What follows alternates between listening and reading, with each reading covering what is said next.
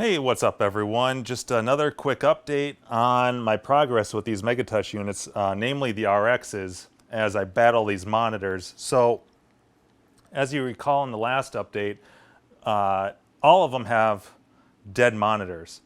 And so what I've done since then is, in order to troubleshoot these, I took apart 3 of the 4 and disassembled the monitors, hoping that I could swap out some components. So you can see I've got 2 panels down here, and third one is up here.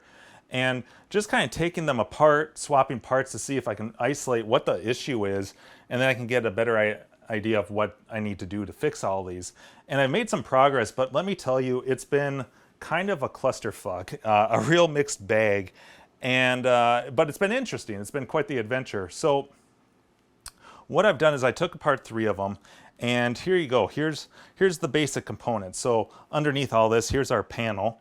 I have it face down on this towel here.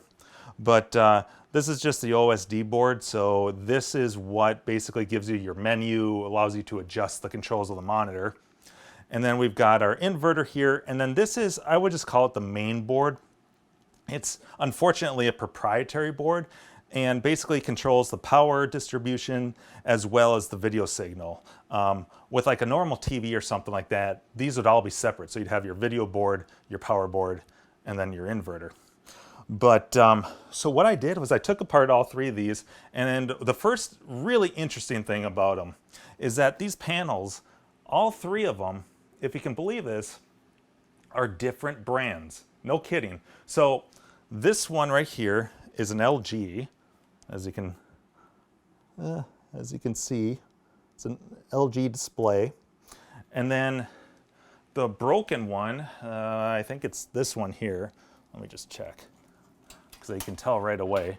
Yeah, this is the broken one because it has the "Don't Touch" label on there. This is an Ivo, weird brand. And then, oops, let's just put this back here. Doesn't really matter, that thing's shot anyways. And then this one is a Samsung. And for the most part, they are all completely identical. The only difference is that the Ivo is just a single lamp. It has a different inverter. Just the backlight is just a single lamp. Whereas the Samsung and the LG have 2 lamps, hence the inverter here with 2 power sources going into the different lamps. But otherwise, they're all the same specs, they're all the same resolution, which makes sense, right?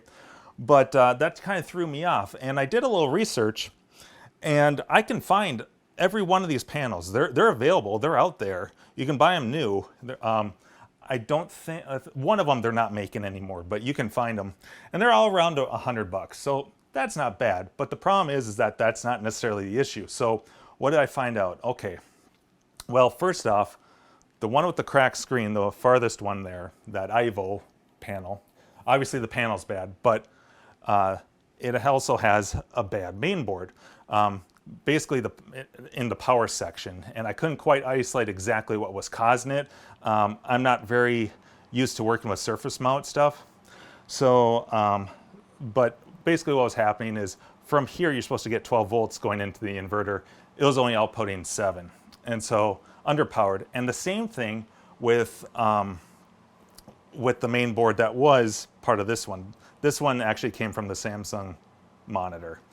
But so 2 of the monitors had bad main boards, and the Samsung and the Ivo both are bad panels. So the Samsung, even though I could sometimes get a display on there, it was very inconsistent, and we figured out that it's the underneath here, the circuitry for the panel. So 2 of the panels are shot, 2 of the main boards are shot. So where does that leave me? Well, that was just 2, right?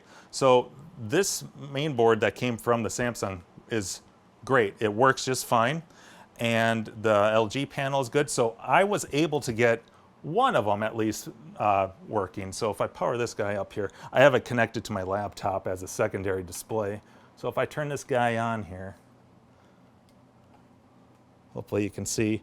So there's my second display. So this panel, by all intents and purposes, works. This monitor, I just need to reassemble it. So I've got one of the 3 working. Yay. But, but where does that leave me? The problem is that this is a proprietary main board. So even if I went out and I bought 2 new panels, or even just one for $100, I would still need to get one of these. And there's only one website I could find that has these because they're no longer being made. And they want $250. Betson, I think it's on Betson's site. They want $250 for this. So just to get one other complete monitor going is going to run me, you know, $350. And that's just not happening. So what I've done is I went online and basically I looked up all the specs on these. They're basically, it's a 19-inch widescreen display. 1440 by 900 is the standard resolution or native resolution for them. Basically, I looked up, I found all the specs on some site called like panellook.com, which has very detailed information. And I went on eBay. Well, actually, I just searched around for a long time, and I basically found a complete monitor. It's not an LCD, it's an LED, which to me is even better. But it accepts DC voltage. The power adapter is separate. I wanted that because I don't want to have to mod too much. But what I'm hoping is that if I decase that complete monitor, and mind you, it's only about $90.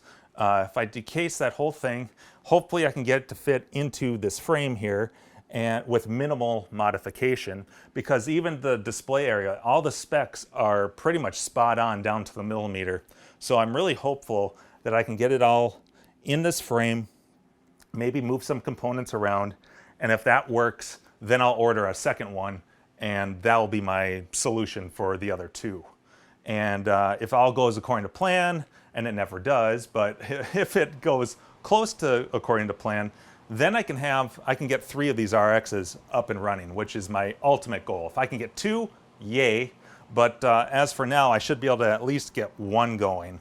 But you know, it just doesn't make sense to order this board, especially given that it's clearly prone to failure, right? So that's my tentative plan. So I'm going to put this one back together, assemble that RX, and put it off to the side until I'm ready to do all the upgrades and clean up and all that fun stuff. So yeah, that's the plan. So hopefully in the next update, I'll have some information regarding how that went.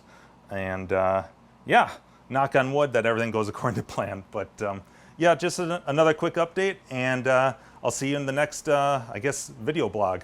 All right, catch you guys later.